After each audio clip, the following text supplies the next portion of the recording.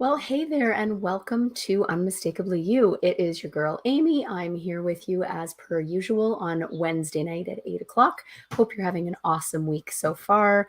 We've enjoyed a couple of days of sunshine after a rainy weekend, so that's never a good thing in wedding planning books. But we were able to get both of our couples married this weekend. It was beautiful. It was awesome. Everybody had a great time.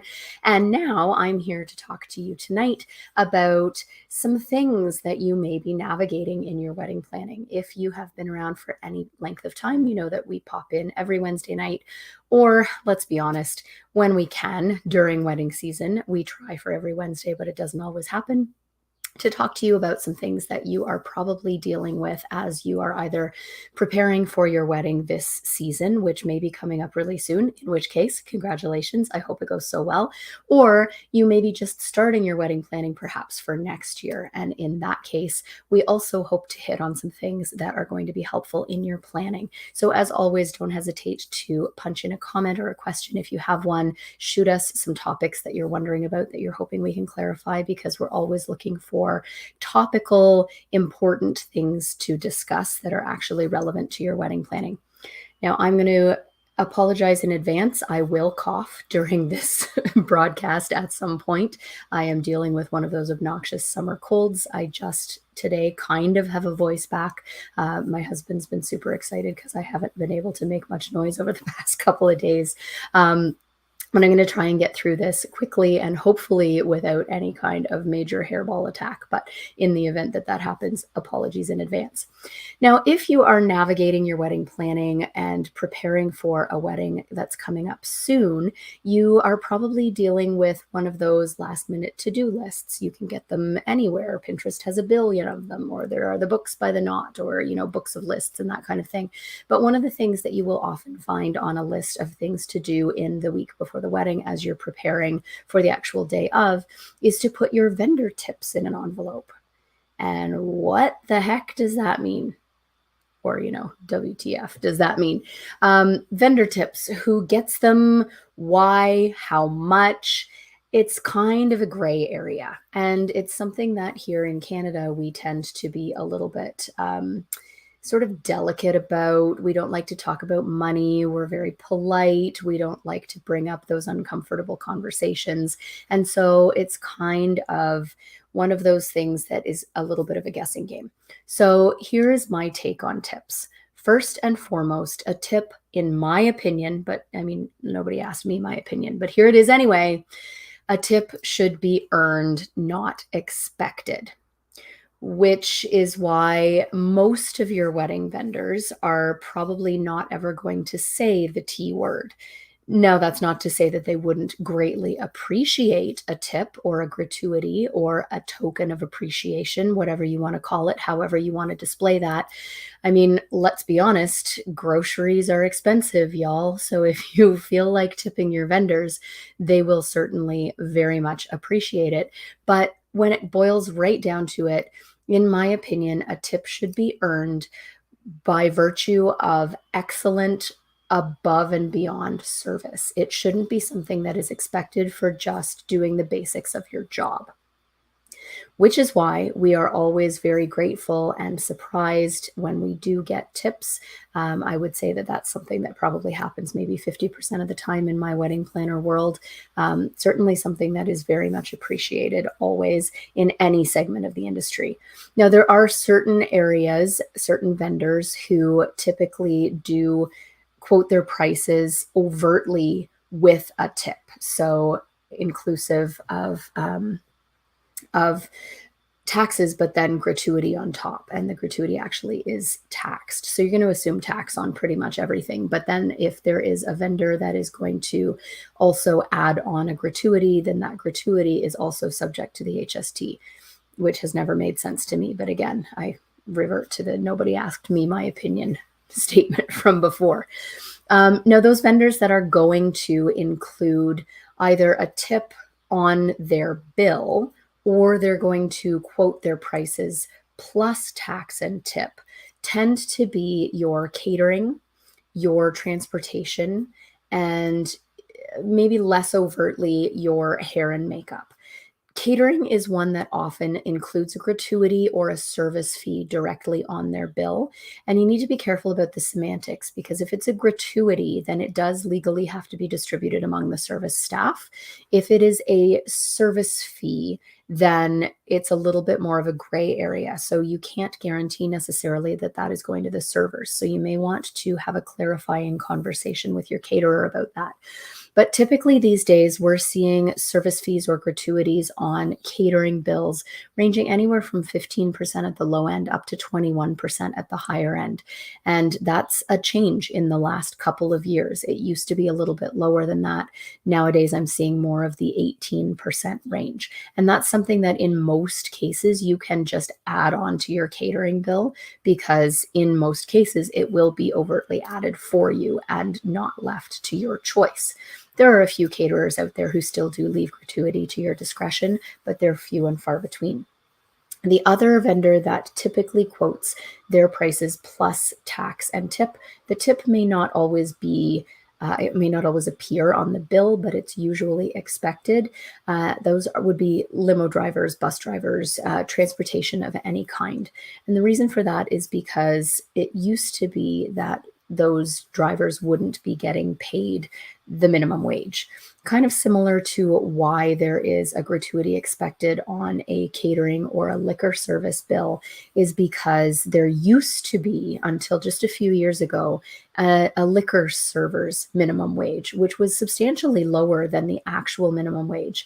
Now, in recent years, our government has brought those to parity, so there is no longer a separate server's wage, which leads me to wonder why it is that catering service charges are going up instead of down if those servers are now being paid the same amount as a regular minimum wage. But again, it's not a political platform. I'm not going to get on my soapbox and talk about the structure of our capitalist society here. So just know that usually catering and transportation are going to either overtly ask for a tip or maybe less overtly expect one. And then the same thing goes for hair and makeup. If you were going into a salon to get your hair done, you would tip. And the same thing applies to your stylists on your wedding day.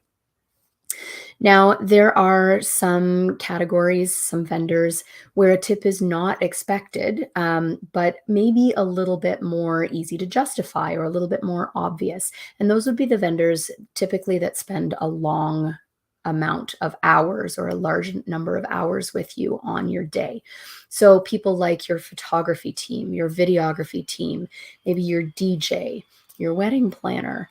These are the people who are interacting with you most on your day and perhaps influencing the vibe of your party the most. And so it might be a little bit more natural to show your appreciation to them for a job well done in the form of a gratuity, although usually not asked for, always appreciated. Now, the people who are not often tipped, but who do make a big impact on your day, both in the aesthetic quality and then in also kind of the vibe, are the floral and decor vendors and your officiant. Your officiant, realistically, probably is only part of your day for a very short time, but in that 20-minute ceremony, let's be realistic, that's the whole reason for the day, even though a lot of us want to rush through that ceremony. And it's the part that a lot of your guests will remember. And so it's important that they do a good job and that they capture your personalities as they perform that unity ceremony. And somehow they often are not recognized because probably they're there for such a short time. And the same goes for floral and decor. You may not ever even see your florist or your decorator on your day, but they are the ones who are making the biggest impact on the aesthetics of your venue or your overall wedding vision, creating that cohesive vision. So perhaps maybe it's something to think about. They make an impact on your day. Perhaps you can show your appreciation for a job well done in the form of a gratuity, either monetary or otherwise, which we'll talk about in just a second. Before I get there, though, I just want to talk quickly about the bar tip jar, because this is something that is always kind of a bone of contention because it's never thought about. And so we always have a conversation with our clients when we're having our itinerary meetings about how they feel about that tip jar. Because of that historic liquor server's wage being lower and the expectation that you would tip your bartender, it's very, very common for a bartender to put out a tip jar. Now, this can be kind of uncomfortable for your guests, particularly if it's a host bar, which means that they're not paying for their drinks. So, why would they have cash on them? It also can be very confusing if you happen to have a honeymoon fund or a donation to the couple jar or some kind of a monetary gift to you, and then the bartenders also put out a tip. I've had some big mess, confusion, horrible situations that have sprung from that kind of an issue in the past. And so now I make sure that I always tackle that with my clients so that we're really clear. If you're having a honeymoon fund or some kind of a donation to the couple, you keep it far, far away from the bar, you label it clearly. And if there is a tip jar, that is also labeled really clearly. So it's obvious that that money is not going to the couple. You may choose not to have a tip jar at the bar because perhaps the bartenders are included in the gratuity that you're already paying to the caterer, if the caterer is providing both the servers and the bartenders. You may choose to handle that gratuity behind the scenes on your own and therefore put that tip jar away, but definitely something to think about when it comes very specifically to your bar servers. Now, I mentioned that, of course, tips should be earned, not expected, in my opinion, and tips don't have to be monetary. To be honest with you, sure, I am very appreciative when I get a tip, but the most valuable thing in this day and age that a couple can really do to show their appreciation to me is to write a really great review. And that goes for most vendors. The idea that in this era of everyone, searching things up online and reading reviews before they even interview a vendor, a good review is worth its weight in gold. So that is absolutely something that you can give to your vendor that doesn't cost you anything except time, that is so, so very meaningful. Or a lovely handwritten thank you note. The days of sitting down and writing letters, I think, are long gone, but a handwritten thank you note certainly can go a long way to showing your appreciation. And recommendations to your friends. If you have friends or family who are getting married and one of your vendors was really top notch, please go ahead and pass that name on, because that also is greatly appreciated on behalf of all of your vendors, regardless of their area of service. So, to wrap it all up, again, I really feel like a tip should be earned for incredible above and beyond service. Certainly always appreciated, whether it's from the business owner who's provided the service or one of their lowly minions. Tips are appreciated, but not expected except in certain elements of the industry. And we can certainly talk further about that if you'd like to break down suggested percentages or amounts that might be appropriate to tip certain vendors. Reach out to me if you have questions about that or about anything else. I'm always happy to chat. Again, I'm Amy from Unmistakably You, and I will look forward to chatting with you again next week. Until then, happy planning.